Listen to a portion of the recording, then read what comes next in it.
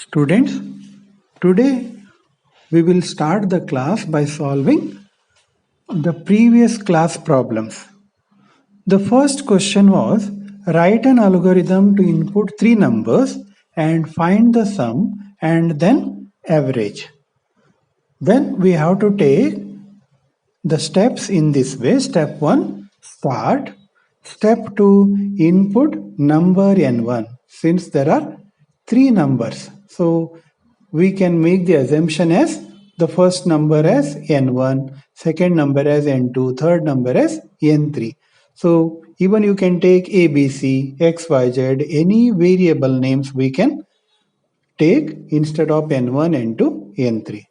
Okay, but it must be a variable, and there are some rules to take the variables, and that you have to remember. The first rule is the first character must be a alphabet or underscore. Commonly we will take alphabet as a first character in the variable name, and followed by any alphanumeric characters or underscore. Okay, so we took input number n1, that is input n1. In the step 3, input number n2, that is input n2. And in the next step, input number n3, that is input n3. And here in this problem, there are three steps for the input. And all these three steps you can combine as one. Input number n1, n2, n3. Then directly input n1, n2, n3. That means in the language or in the computer language we can take in this way, and this is the maybe algorithm step. Input number n1, n2, n3. Then find the sum in the step 5, s equal to n1 plus n2 plus n3, and here we took that step as third step, s equal to n1 plus n2 plus n3. Then find the average, a is equal to s by 3, same way in the step 4, and then print both the values, sum and average. And whatever variables you are using in the calculation or in the input, there must be a relation. So if you have took or you have taken n1 as one value, okay, n2 as another value, n3 as third value, then you have to take all these three variable names in the calculation as well as in the print. That means it must be a related, it must be in a related form. Okay, that we have to take care. Okay, this is the first question answer. Next, second one. Write an algorithm to input principal, rate of interest and time, and find out the simple interest.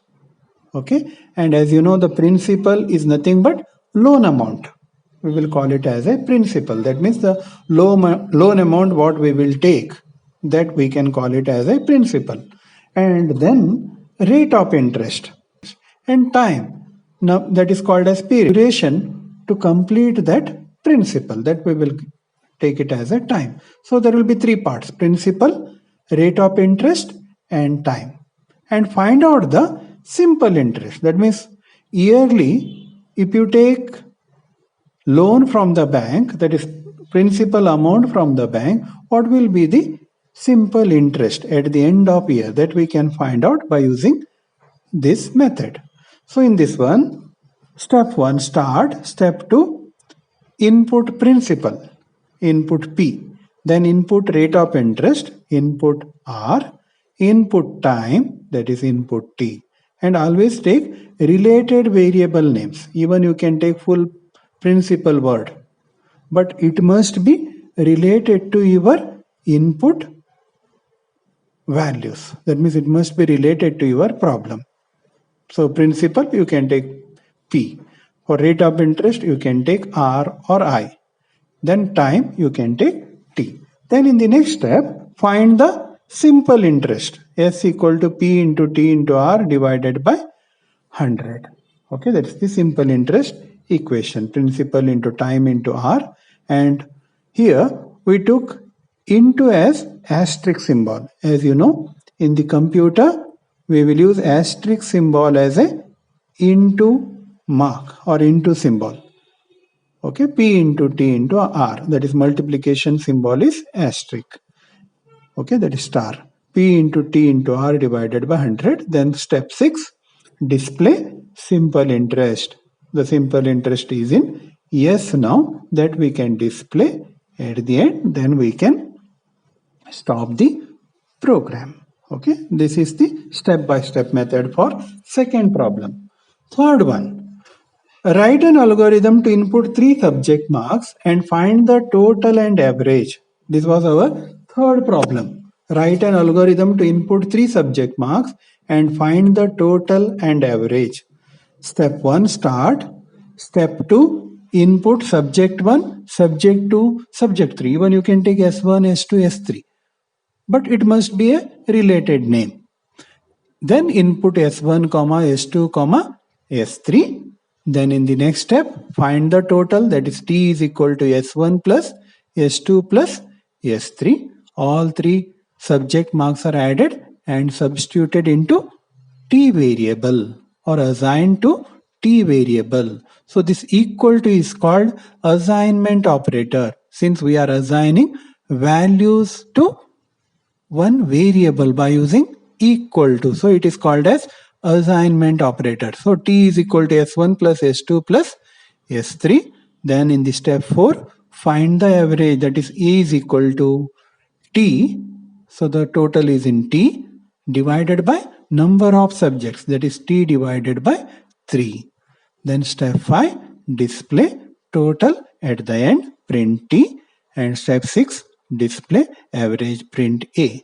And in all these problems, you can see one thing. First, we are taking input, then we are taking processing, that is calculations, then we are going for output. That means we are following the method IPO, input process output cycle. That means in algorithm, while writing algorithm, even while writing program, if possible, you have to follow IPO cycle, input process output. Okay. Then the next problem is write an algorithm to input 2 sides of a rectangle and find the area of a rectangle.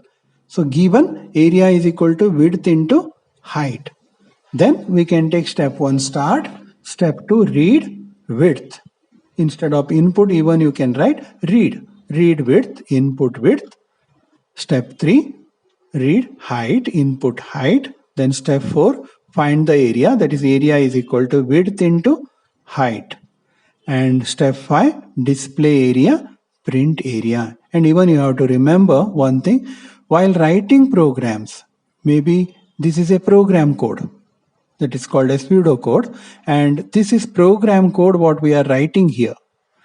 And if you are using width in lowercase, that is in the small letter, then everywhere you have to take that width in same type of format, since the program statements are case sensitive. In C, if you are taking WIDTH in lowercase letter and WIDTH in capital letter, both are treated as different variables. So you have to see those type of things while writing algorithms, even in the future while writing programs. Okay, so these are the 4 problems what I have given in the last class. Next we will continue with the next topic in the algorithm, that is called as control structure in algorithm. Control structure. Problem solving using algorithm gives us 3 basic forms of control structure. One is called sequencing method. It is step-by-step method or step-by-step sequential flow of program logic. Second one is selection or branching. It defines conditional program flow. The path of execution is selected depending upon whether a condition is true or false. Then third one, repetition process. It is also called as looping process. We can take set of statements repeatedly by changing value. Okay, repetitive process. Computer is commonly used for input-output process as well as for condition, that is logic, we will call it as a logical process. Logical processing means for the conditional task. Conditional task means maybe to compare one number with another. That is called as selection or branching process.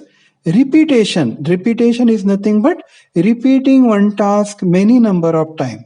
As you have seen, when you are visiting ATM, the same ATM program is repeated. Only the thing is account numbers and data are changing.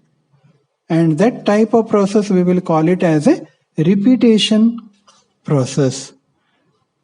And the problems what we have studied in the last class or even in the last class, what all problems we have seen, all are simple input and output structure or statements. And today we will continue with selection or branching statements. The process of selecting one from many options, selecting one thing from many number of options, we can call it as a selection, or jumping from one point to another point on condition is called branching. That is selection or branching process. The process of selecting one from many or jumping from one point to another point on condition is called as selection or branching process. And the most common command used for this process is if statement. In all languages, in computer field, the common statement for this process is if statement. Even if you take any programming language, even maybe C language or maybe C#, Python, PHP, the new languages, in all languages, the statement is if. And how this if statement is, that we can say like, what will be the syntax of that if? If condition true part, else false part. If condition true part, else false part, or the opposite part, or the second part. Then if condition, the condition means here, maybe for example, if the student marks you are comparing with maybe 35 for the pass or fail, then that is called as condition. We are comparing student marks with the passing marks, that is 35. That is condition. And then true part is what? Marks of a student greater than 35, we can say he is pass, otherwise fail. Okay, this type of concepts we can call it as a selection or branching. Okay, we will see example on this if statement. For example, if the algorithm problem given is write an algorithm to input one subject marks of a student and find the grade pass or fail, then solution may be as follows. Step 1, start. Step 2, input subject marks, that is input marks. Step 3, compare subject marks with passing marks, that is taken marks, that is given marks of a student is marks here. That means in the marks variable we have student marks, what they have given. So if marks less than 35, print fail, else print pass. Okay, for the program statement is like this way. If marks less than 35, this is condition. True part is, so marks is less than 35, that means maybe he has taken 20 less than 35, yes, then it goes to the first part, print fail. 40 less than 35, no, then it goes to the else part, then it takes the next part, that is pass. So this type of comparison we can make by using if, and this is called as selection process. Then step 4, stop. Same way we will see another example. Write an algorithm to input sales made by the salesman and find out the commission on the following criteria. If sales less than 20,000, then 10% commission on the sales, otherwise 20% commission on the sales. So how we can solve this one? Whenever you are taking algorithm or you are solving any problem, first you have to find out which all inputs are here. Now here we can see write an algorithm to input sales made by the salesman. There is only one input. That is sales made by the salesman is a input here. And what we have to find out? That is processing part. Find out the commission on the following criteria. That means we have to find out the commission. That is called as processing part. And what we have to display? The same thing like commission. Okay, there are three parts now. Input, that is sales. Commission, that is processing, finding the commission. And displaying commission is processing. Okay, now we can see here step 1 start, step 2 input sales made, that is input sales. Step 3 find commission on given criteria. If sales less than 20,000, commission is equal to sales into 10 by 100. Else commission is equal to sales into 20 by 100. That is, if sales made is less than 20,000, commission is 10%. 10% of sales it is. So sales into 10 by 100. Else commission into sales into 20 by 100. Then step 4 display commission, that is print commission, then stop. Okay. So this is the method. And here we have taken the brackets. Commonly the computer and calculator will follow BODMAS rule. Maybe some of you know about BODMAS rule. That is by the order of division, multiplication, addition and subtraction. By the order of division, multiplication, then addition and then subtraction. That is, first we will take division and then multiplication, then addition, then subtraction. But before that, we will give the preference to the things which are in the brackets. Okay, in the equation. Now in this equation, division is here and multiplication is here. So we took brackets for this one. That means take this one first, then go for multiplication. Okay, then assign the value or assign the result to commission. Okay, even though 10 by 100, that is, it takes first in the computer, since it is having higher priority compared to multiplication. That division comes first, then the multiplication, then sales into 20 by 100. Solve these problems in home and then send the answers. Okay, send the photocopy to my WhatsApp number. Please try to solve the problem. Okay, by that, even though it is correct or wrong, but attempt those problems. That is better in learning programming. Thank you. God bless you.